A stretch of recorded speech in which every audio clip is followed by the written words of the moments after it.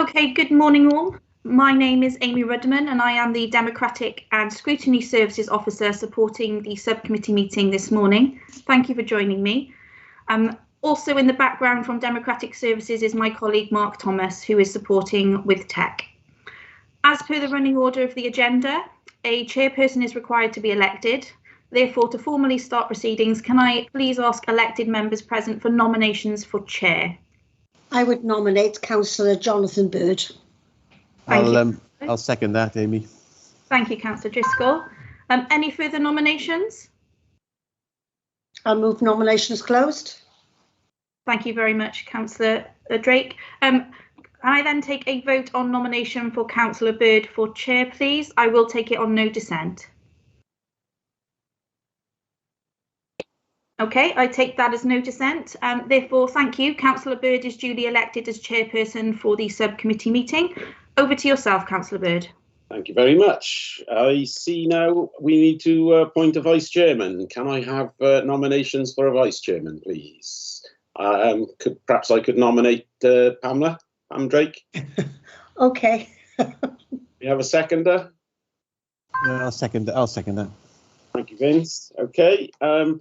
So that's the formal bit. I just need to run through now our etiquette. So may I remind everybody present that this meeting will be live streamed and recorded via the internet, and this recording archived for future viewing. Could all participants mute themselves when not speaking in order to avoid any background noise or feedback when other participants are speaking? If a committee member wishes to speak, can they please put their hand up if they can be seen, or use the hand up option on the Teams application. If any participant has difficulty hearing or being heard, they should let the chair or Democratic Services Officer know as soon as is possible. If they have a webcam, then they should try turning this off in order to help broadband or Wi-Fi bandwidth, so at least they can be heard clearly. If required, participants can dial into the meeting using a telephone number provided on the invite. If for any technical reason any person party to the proceedings is unable to hear, then the hearing will be adjourned for a short time to allow contact to be made. It is important to remember that all parties must hear all the proceedings unless they themselves decide to leave. Please ensure that all debate is raised verbally and not via the chat function for the sake of the recording. The chat function may be used to highlight any technical issues or to grab the attention of the chair or Democratic Services Officer. The allocated public speaking minutes will be strictly adhered to, and that leaves it for me to continue and go on to agenda item 3, which are apologies for absence. Do we have... If you don't mind, Chair, sorry to interrupt, but just for the sake of the minutes, I'd just like to clarify with the members that there's no dissent on the nomination for Councillor Drake as Vice Chair. Sorry, yes, I should have done that.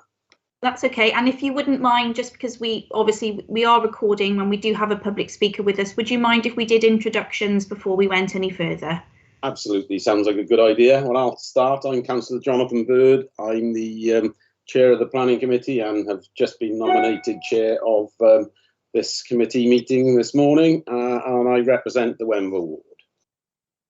I'm Councillor Pamela Drake. I've just been nominated as Vice Chair of this meeting, and I represent the Castellan ward in Barry.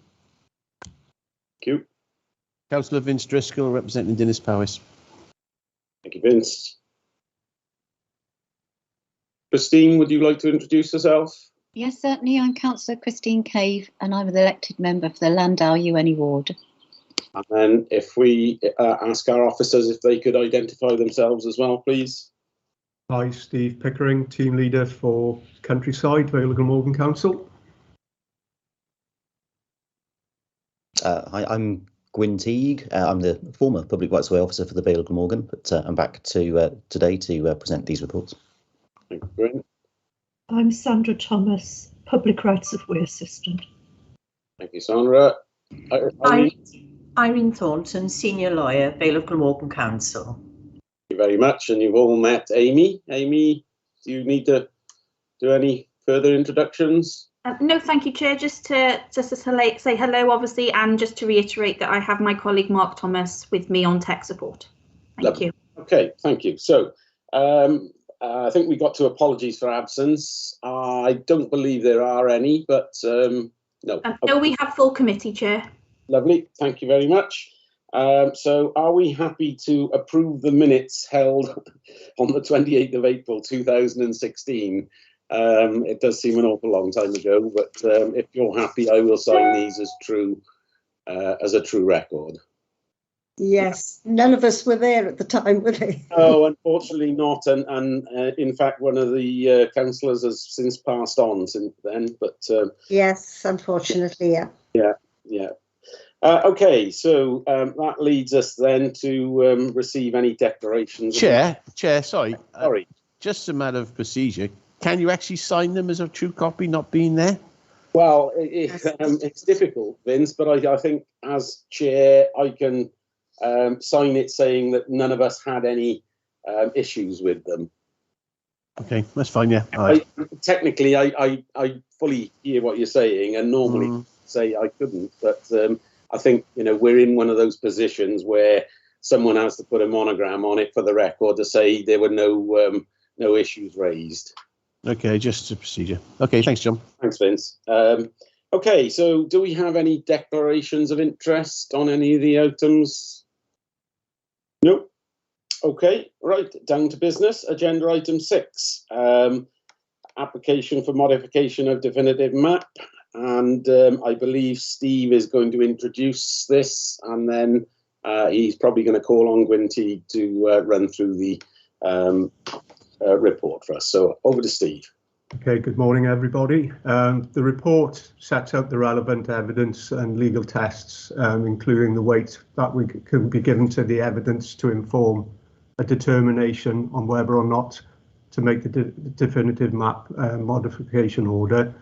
And the basic premise of the order is that there's a claim that a route running from Caradoc Avenue to Dublin Road, which is set out in the appendix, should be recorded as a public footpath in the definitive map and statement with a width of 1.7 metres. I will now hand over to Gwyn, who will run through the technical and legal issues with the claim and give you some context to the actual claim itself. Over to you, Gwyn. Thanks, Steve. And I think what I'll do, rather than sort of read you through the report verbatim, is I've got a little PowerPoint presentation which I'll share, and that might sort of help just draw out the headlines for each of the different sections. So if you will bear with me for just a second. Okay. That's up, Gwyn. That's up, great. Okay, yeah, so this is a report that relates to sort of Caradoc Avenue to sort of Dublin Road. And it's a definitive map modification order application. And the actual sort of effect of the application is sort of as laid out there in the application map. So because this is a definitive map modification order, then the thing that you're trying to decide on today is whether or not at some point in the past rights have come into being. So you're looking at whether historically rights have already been required. That means that you're not looking at a case of whether or not it would be a good idea to put a path where that particular line is shown. So you're not able to take into account things like need, nuisance, or suitability even of the path, or whether it's sort of currently obstructed or anything like that. So you're purely sort of looking at an assessment of how it's been used in the past and any associated documentary evidence. Now, you've had the benefit of the report for a little while, so obviously you've been able to have a look through all of that, and there's a sort of fairly detailed legal framework that is contained within it, which I will just sort of very quickly sort of recap the sort of headline things that go into sort of cases like this. So there's two means in which paths can be recorded. There's a statutory basis, which is contained within the Highways Act, and then we can also look at whether or not rights at some point have been acquired by common law. So when we're looking at the Highways Act, then there's a couple of tests that we apply, and these are in much more detail in the report itself, but just to sort of recap over them.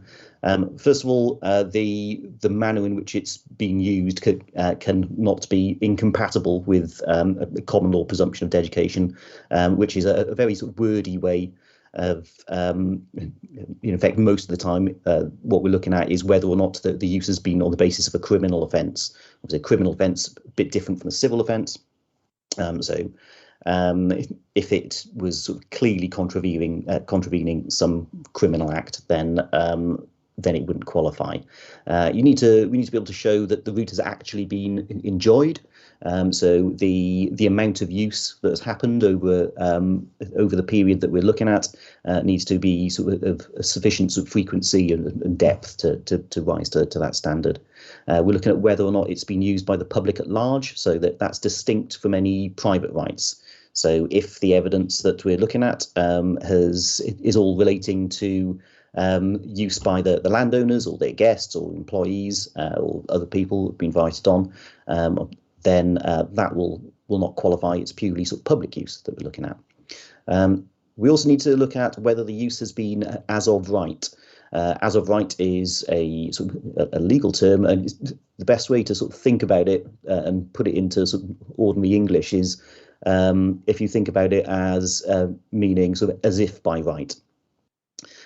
So it almost needs to be a kind of sort of tolerated trespass. So people need to have used it as if they had a right, but not actually had one.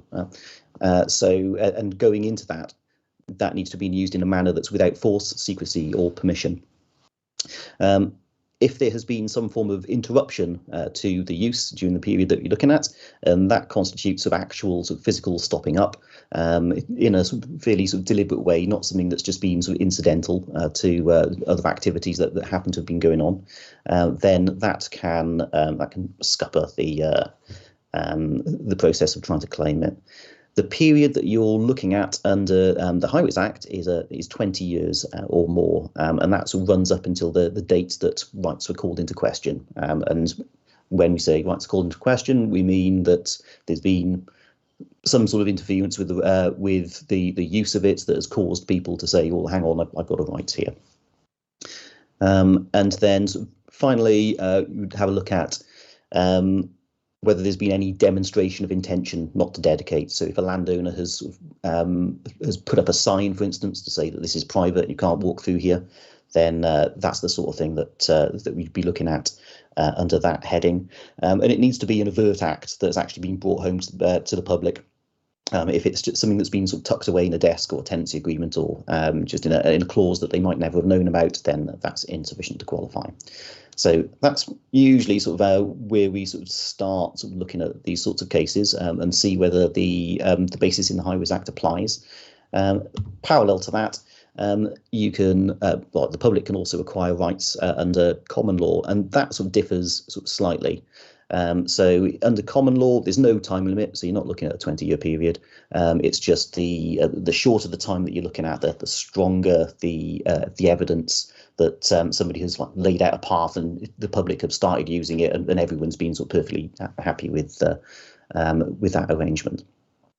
The more sort of technical sort of part of it is in the capacity to be able to dedicate those rights. So under the common law, somebody needs to actually be able to dedicate it, and a landowner or organisation that is actually capable of doing that dedication needs to be identified. So they're the headlines that come out of that legal framework section. Just very quickly on sort of landowner notification, as part of the application process for these sorts of orders, then the applicant needs to notify affected landowners. In this case, the affected landowner is the council, and the necessary certificates have been sort of submitted, and that's all been sort of complied with. So the background to this case. We're looking at a route between sort of Caradoc Avenue and Duven Road, and this whole sort of section's been sort of they sort of surround what's been sort of public open space for many years. The plot that you're looking at there has been sort of owned by the Vale of Glamorgan Council since 1980. It's about 2,500 square metres in area, and there's also a little section just down the bottom here that leads into it that's also been acquired by the council. That little bit there, that was acquired a little later on in 2009, and that is also part of the application route. In fact, this little dashed line here is probably indicating the application, or is what the application route would be sitting on top of. In the early days, we had a little look at sort of historical mapping. We didn't sort of see houses being built until in between sort of 1920 and 1942, and prior to that, it was basically all fields. Some indication that there might have been a footpath sort of running across it, like the dim and distance past, as indicated on some of those early maps, but that really doesn't match the application route and doesn't sort of support anything that's been alleged by the application at the moment. So everything was just sort of merely fields with a brook running east to west, mainly grass surface, and the track that just identified there. Oops. Yep.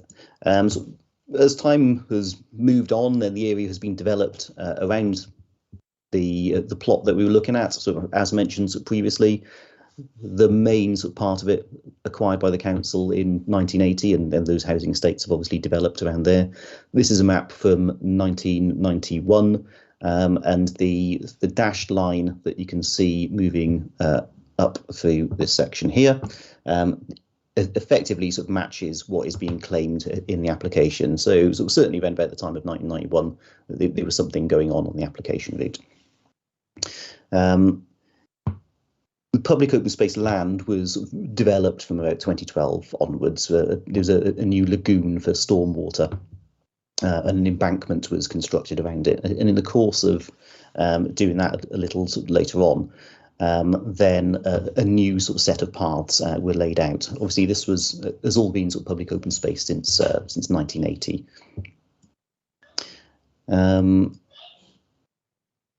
So to take you back to the application map, that gives you a good sort of sense of where that lagoon has now been sort of constructed, and the embankment around that. You can see down here that a new path to accommodate sort of public use through the open space site was constructed as part of those plans, and so I mean, people are still able to walk through the site, albeit on a different alignment to the one that is being sort of claimed here. This is the historical alignment that people are having to look at. So that's a bit of an idea about the background to how the site and how the plot of land has developed. Now, in support of the application, there was some user evidence submitted, 12 user evidence forms in total, and of those, 9 users showed use for the 20 years or more that we were referring to earlier on in that legal framework section. Others for shorter spans that also sort of feed into the continuous sort of use of the path. Use has mainly been on foot for recreation, sort of dog walking, sort of shortcuts, all things that are consistent with public use, and so there's been sort of no indication of any sort of interference or obstructions prior to the construction of the lagoon. So just to sort of reiterate some of the information that was in the appendix to the report, down the bottom here, then you can see a little bar chart that sort of gives you an idea about the nature of that public use that's been sort of alleged by those user evidence forms. Also, in the course of doing this, I've had a look through some documentary evidence. Obviously, sort of the user evidence is probably the main crux of this case, but we try to have a little look at some documentary evidence that goes alongside it. For the most part, there is not an awful lot going on in the site that sort of matches the application route prior to about 1975. As we get a little bit later on, I mean, and obviously that's not to say that people weren't using it. It's just that that it wasn't being picked up in the Ordnance Survey mapping at the time. I mean, when Ordnance Survey mapping is commissioned, then it's not commissioned as an assessment of where the public are walking. It's purely what they happen to see on the ground. So it doesn't automatically sort of disclude the fact that use was going on. And obviously we have user evidence that suggests it was. When we start to get up to 1991, then the map that you saw previously does indicate a clear sort of track that follows precisely, pretty much the route that's being claimed. And then that's also evident in sort of some of the later Ordnance Survey maps and bits of aerial photography that come later. up until, of course, the lagoon is constructed, and then naturally the maps and aerial photography, as you've just seen, show the location of the lagoon and any sort of supporting works that are going on around that. You've had the report, so had the benefit of having a look at the slightly more detailed case assessment, but just to sort of draw out some of the main points that are going into it. There was a clearly defined path prior to the construction of the lagoon. We can see that in the Ordnance Survey mapping of 1991. There's user evidence there. It's of such a frequency and type to suggest that there was a sufficient cross-section of the public using the path for 20 years or more. So that would ordinarily be sort of supportive of acquiring some sort of right. However, the route that is being claimed is sort of entirely sort of within public open space and has been for some time, or since 1980. And obviously, as you'll sort of recall, prior to 1980, an awful lot of documentary evidence in support of it, and the user evidence starts to tail off a little bit. So coming back to the legal framework side of it, what we're mostly interested in is that criterion of whether or not use was as of right. Now, as you'll recall, there's a distinction between using the route as a form of sort of tolerated trespass and using it on the basis of some pre-existing right. The fact that it's been in public open space suggests that actually the use that's been carried on has not been as of right. People have the right to walk there anyway, and that is the right that they were exercising when they've been sort of moving through that bit of space on the basis of it being public open space. So in that sense, then the use has not been as of right.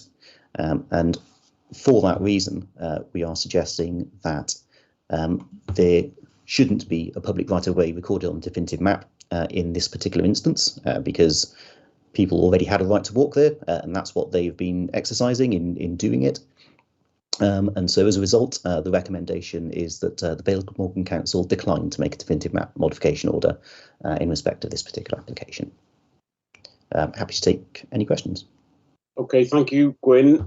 We won't go into questions just yet because we've got a public speaker, Mrs. Medhurst, who I'll ask Mrs. Medhurst to come in now.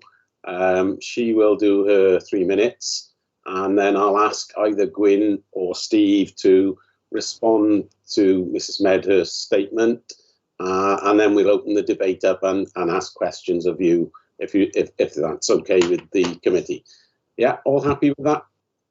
Okay, Mrs. Medhurst, are you there? Would you like to turn your camera on and unmute yourself? Yeah. The rag and bone man has just driven up my street with his tannoy. All right. Well, can we just let him disappear? Yeah. Has he gone now? Yeah, I think so. Just while we're waiting, then obviously there is a strict protocol to this. It is a strict 3 minutes, and once the 3 minutes are up, I will ask you to stop. It's the protocols that we work to in all the planning committees. So. Are you happy to start now, Mrs. Medhurst? I've got myself. Somebody showed me how to use the stopwatch on my phone. Don't worry, we'll be timing you. Yeah, so. Well, I'd like to do it myself anyway. Yeah, so okay. if I'm going to count 1, 2, 3. Yeah. And then start. Okay. That's fine. Yeah. I just need just take a breath. Right. 1, 2, 3. The investigation report reverses my claimed route. The Prow Register records start point Doven Road and end point Caradoc Avenue. This distinction is not a semantic quibble. With the caveat the report be rejected, here are my representations. Barclays is justly reasoned, but documents 32 to 35 simply show dates land was registered, not if any covenants, conditions, restrictions support public user is by right under the 1906 Act. Land in question was conveyed to the Council on the 21st of December 1979. In the interests of natural justice, procedural fairness, the Land Terrier officer should be at this meeting representing the Council as landowner. This officer can access all relevant legal documents and explain their relevance to the committee. I request the chair adjourns pending their attendance and document disclosure to all interested parties. By way of an analogy, in 2001, the Proud Committee determined an order be made with 96% of the route cross council land registered as POS. Provision for POS was a covenant in a Section 106 legal agreement and the conveyance. The remaining 4% went through private homes to serve as pedestrian access.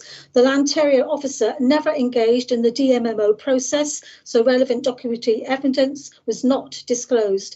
This, combined with members being conflicted, resulted in an unjust, unlawful determination. Aggrieved landowners have sought to delete footpath 73, relying on the user by right argument to no avail, yet in the instant case, the report relies on user by right over POS.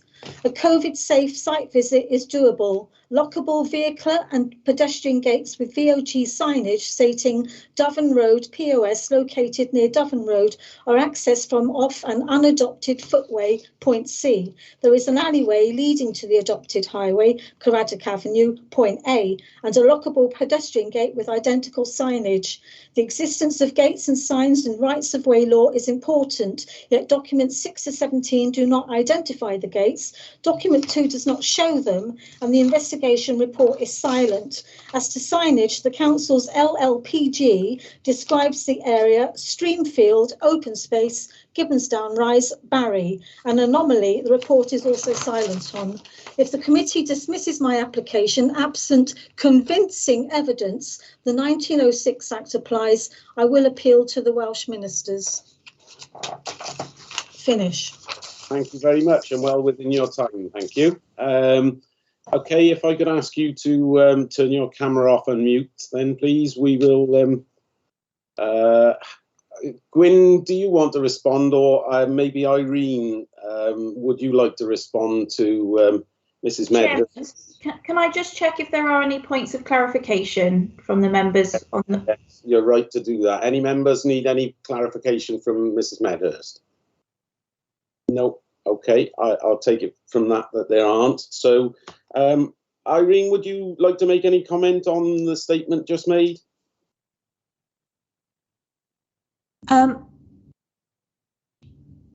Sorry, I'd invite Gwyn to clarify. Yeah, sure. In regard to the legislation, as he specialises in this subject matter. Okay, no problem. Gwyn, over to you. What would you like to respond to Mrs. Medhurst's? So I don't have sort of many comments really. Obviously, that's been sort of put before the committee, and it's for you to sort of digest. I guess to address some of the points, then whether or not an officer needs to be present. I mean, the evidence that is before you is the evidence before you. It is what it says it is. And I'm not sure that having a different voice, sort of reading that out to you, would necessarily add an awful lot. But obviously, that's for you to take on board and sort of see what you think of Mrs. Medhurst's representations. In relation to sort of matters that relate to footpath 73, I mean, that is an entirely different case. And one that another definitive map modification order application has been received on at the moment.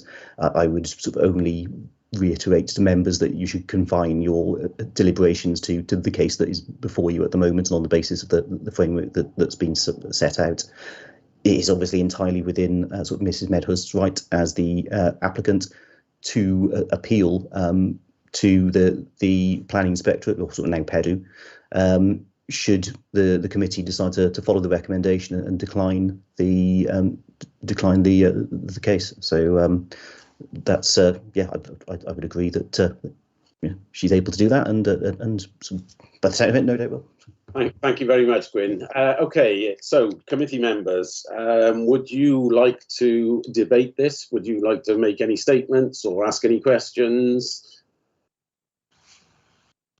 I think it's all been very well covered. It is a very detailed report, an awful lot of work gone into it. If there are no questions, I'm more than happy to make or to move that we decline the application.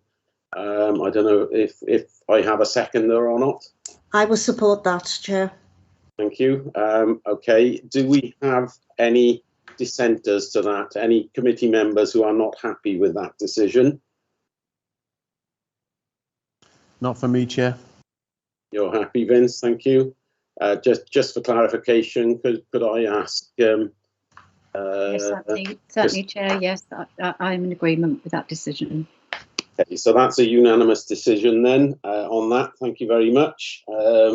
We will now move on to agenda item 7, which is public footpath diversion number 39 Wenvo. Again, I'm guessing, Steve, you're going to ask Gwyn to present this to us? Yeah, if you want, do you want me to give a bit of background to it, or? Please, if you would, yes. Yeah, so it basically is to divert footpath 39 Wenvo. The application was made by the public rights of way section, and detail of the proposed change of the footpath is in the appendixes. The existing definitive alignment of the footpath crosses a working farmyard and through a barn that has been on the alignment of the footpath for over 35 years. The diversion would move the footpath onto a field adjacent to the farm complex. Gwyn, if you could run through the details now, please. Yeah, certainly, and I'll just share my screen again to sort of aid with some of this. Yeah, it does. It's really helpful, Gwyn. That it's okay. Go back to there. So Wenvo 39. Yeah, okay. So this is a different application to the one that we just went through. Obviously, the one that we just had a look at was a definitive map modification order application where we were looking at historical use and whether or not we thought something should be recorded on the basis of that. This is different. So this is a diversion under the Highways Act. And in the case of these sorts of applications that come in, this is a power that the council have that can be exercised, and so there's a little bit more sort of leeway to start to take into account some of the things that you couldn't take into account in the previous one. And I will run you through some of the tests that are supposed to have a look at those that are supposed to feed into that as well.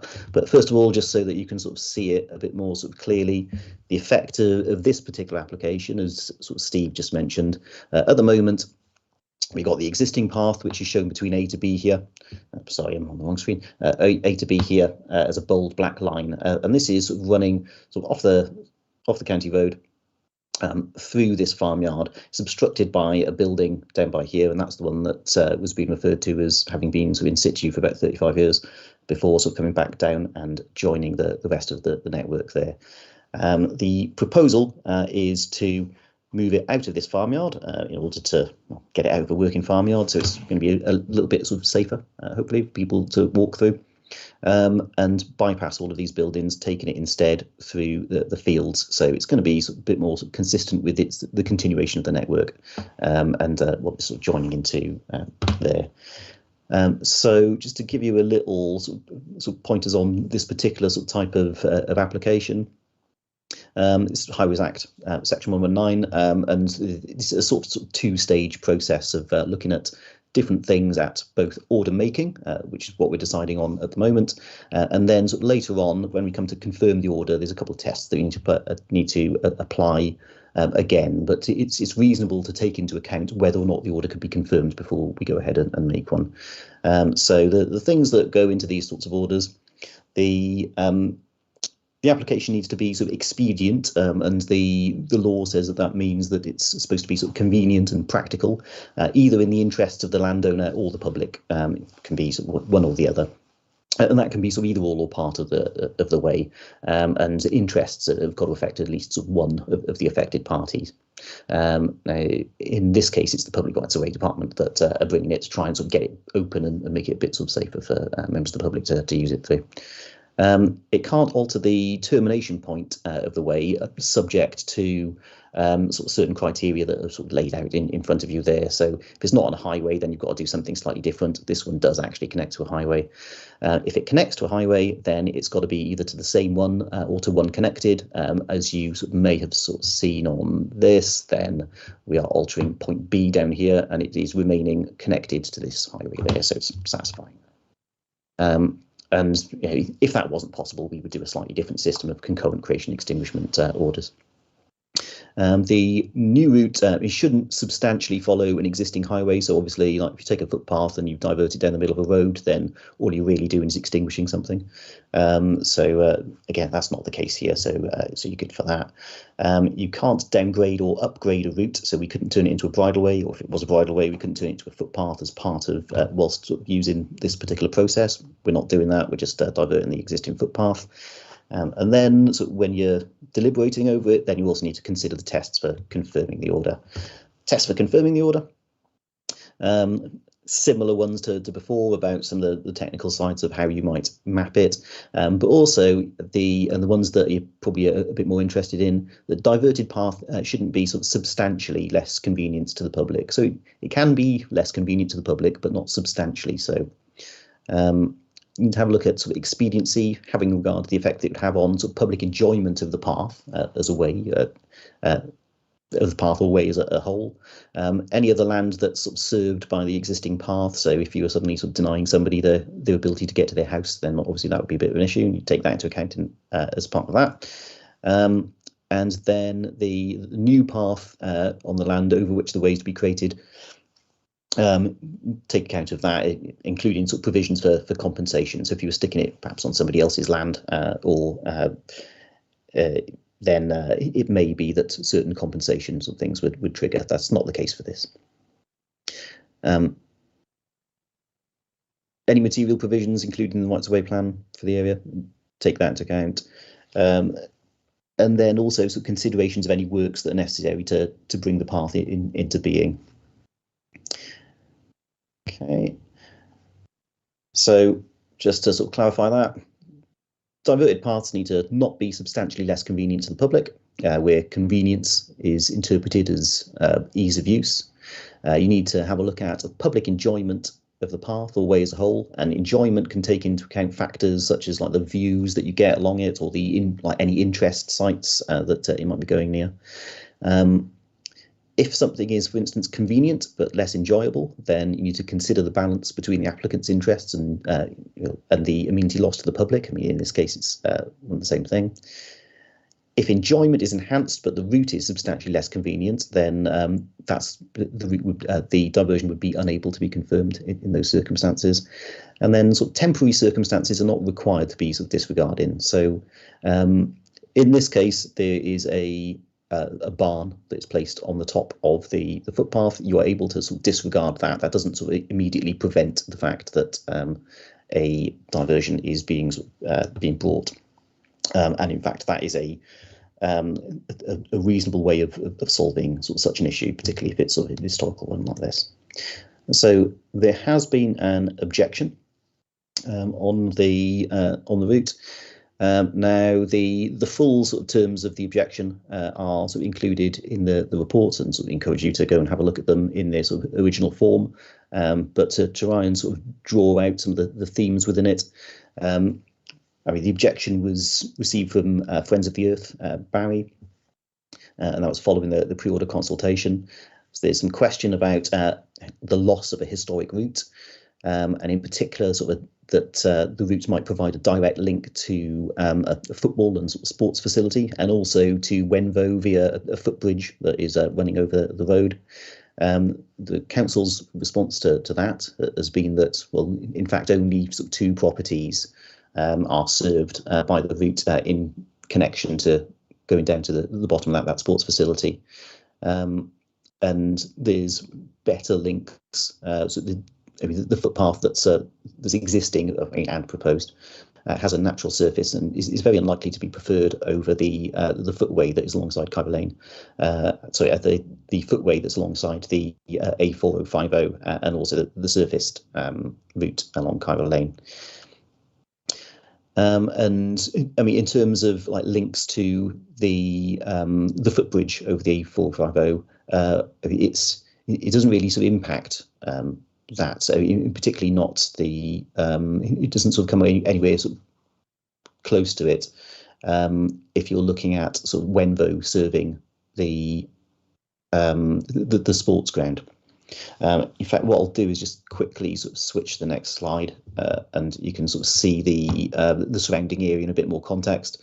So this is the diversion up here. It's aerial photography helps you with that. The footbridge that's been referred to is down here. So, I mean, the diversion is happening up there. There's obviously no impact on the connection from Wenvoe to the sports ground, which is just by here. These are the nearest properties up there. So it's a very sort of minimal impact on the connectivity between like these two guys and this sports ground down the bottom. There was some talk about the existing route having been appropriated by the farm and how sort of obstructions should be removed first. I think there's a little bit of debate about whether or not it was actually going through a farmyard or not as well. I mean, clearly it is going through a farmyard. And it's a working farmyard as well.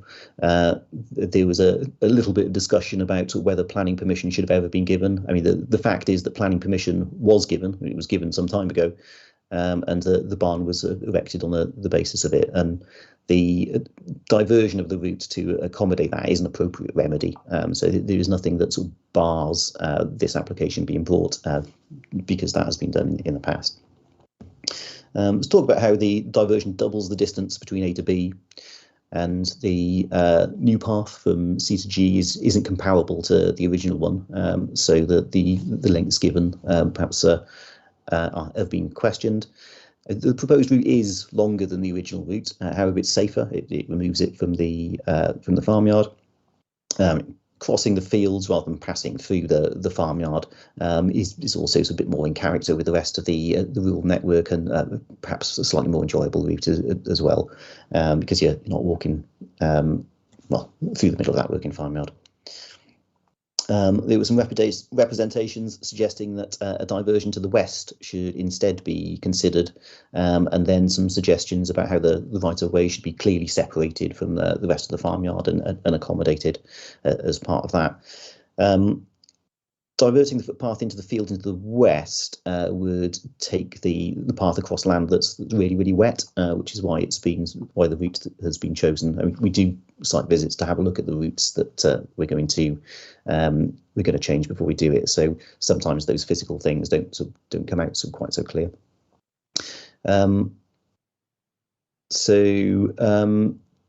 Yeah, and the rest of the detail, I guess, is directly in the report.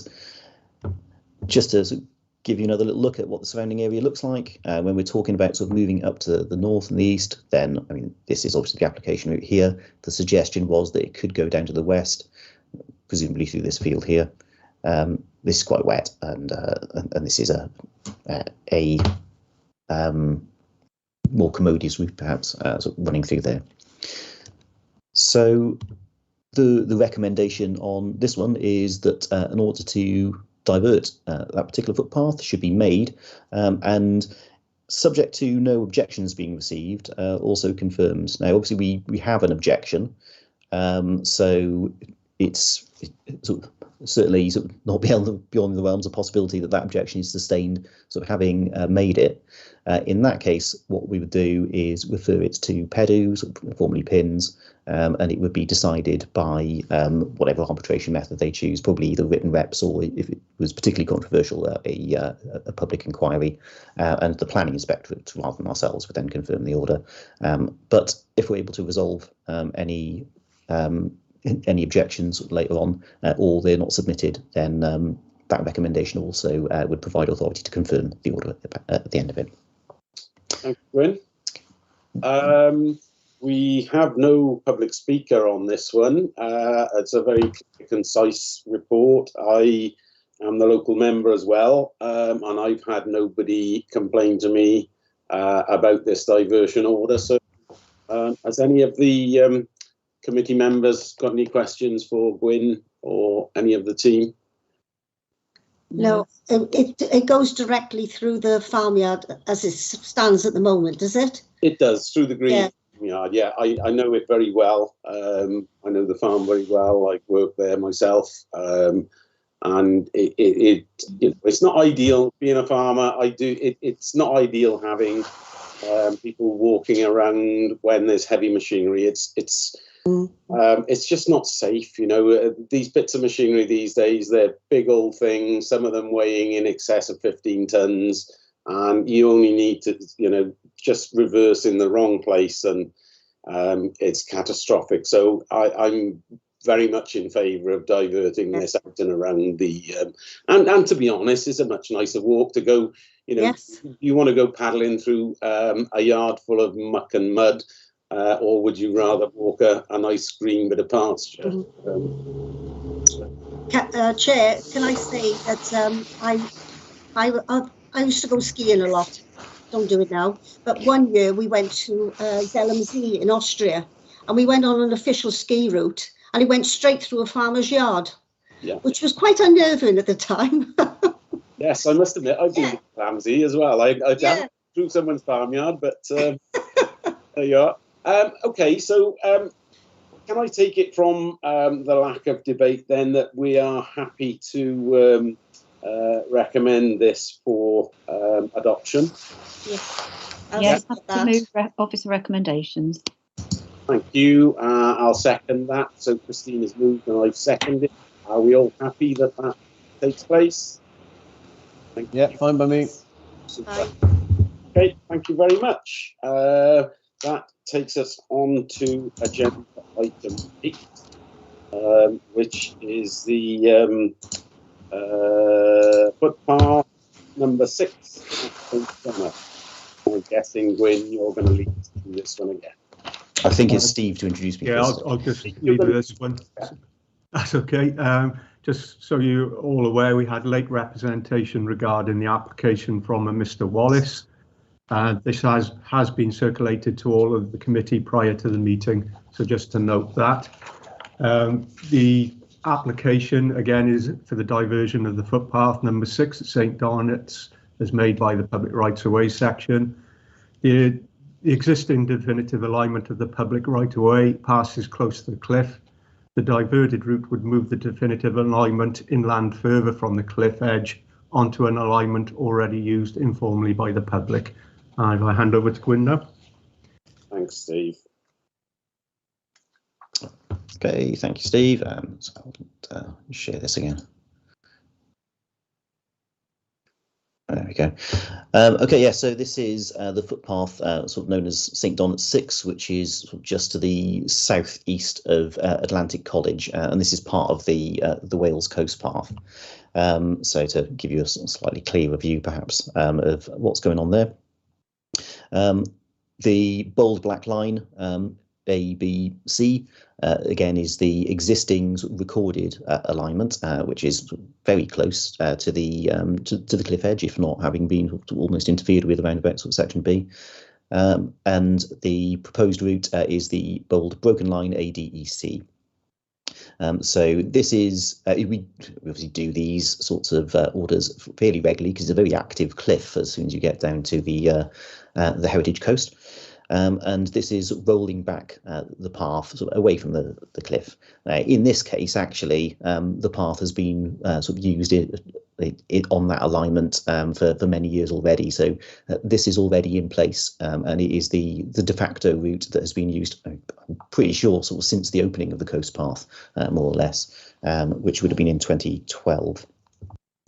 This is, again, an order that's been brought under Highways Act section 119, so I won't dwell too long on the tests because I've already sort of explained them to you for the previous application, but just so that you've got the benefit of having seen them, then here they are again. Needs to be sort of expedient. Most of the technical sides of it has already been sort of covered by the drafting of the schedule and the plan that goes along with this. And everything's been sort of complied with there. You're looking at confirmation, and similarly, the things that to concentrate on are sort of the expediency, having regard to some of the effects it have on the enjoyment of the path, and then these ones really. Enjoyment of the way or whole. It needs to not be substantially less convenient to the public. Can be convenient, but less enjoyable. Can't be confirmed if the enjoyment's enhanced, but the route is substantially less convenient. And then again, temporary circumstances not required to be sort of disregarded on that. So in relation to this one, again, so we've received an objection on it, and I'm just sort of presenting the objection in its sort of entirety there. I will sort of move through it for you. So again, this comes from Barry Friends of the Earth following pre-order consultation. Barry Friends of the Earth agree with it in principle, and sort of, as already mentioned, it implements the de facto situation that's already in place. As part of the Wales Coast Path, so I mean, part of the objection is really trying to sort of explore whether or not a higher standard could be introduced for the benefit of the Wales Coast Path as part of it. It's the objection sort of has a look at section D to E, saying that it's narrow and hemmed in by a fence. Doesn't believe that 1.5 metres is adequate for passing a group of walkers because it is a popular path. And the section near point C as well is also at the top of a coastal slope. And they suggest that perhaps there'll be a need for a rollback again in the future. So the response from the council in relation to that has been that it's not agreed that the width available is insufficient. It is what's available on the ground at the moment. If we were to increase the width, then it would involve cutting into a pre-established hedgerow, which we obviously don't want to needlessly go and sort of cut back that hedge. Simply sort of noted the fact that that it is already in place and de facto, and we haven't received any complaints on what would otherwise be a very well used path about how narrow it is, or any sort of obstruction to use along there, or difficulty in passing along it. The questions of sort of rollback and sort of stability of the cliff, then I mean the cliff line is regularly monitored by the drainage section, and where we are able to identify areas that are coming too close, then we will negotiate with landowners at that point to try and move them back a little bit further.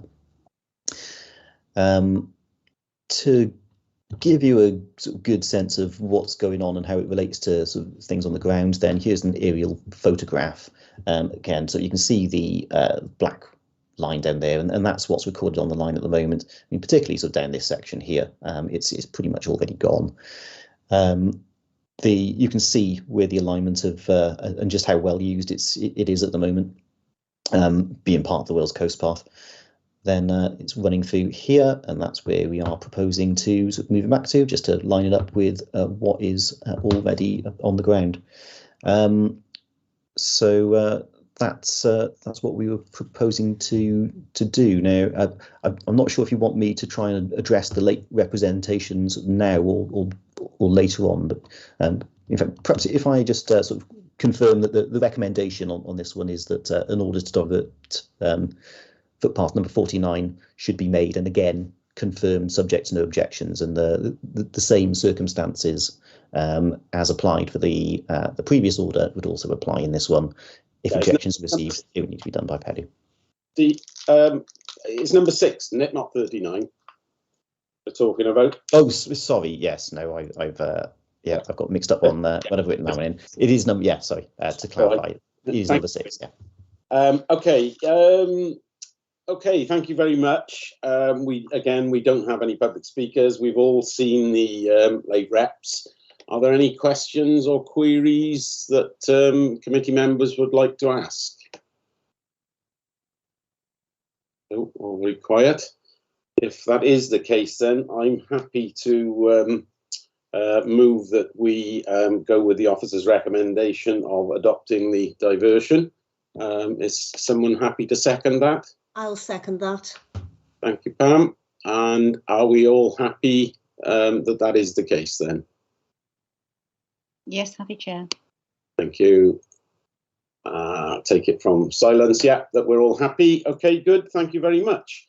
That leads me to the end of our agenda. Sorry, Chair, if I might quickly, can I just confirm that Councillor Driscoll is still okay with that, because we've had a verbal agreement from him on the other items? Yeah, sorry, yeah, I couldn't click on quick enough. Yeah, That's I'm okay, happy with that. just checking. Thanks, Thank Amy.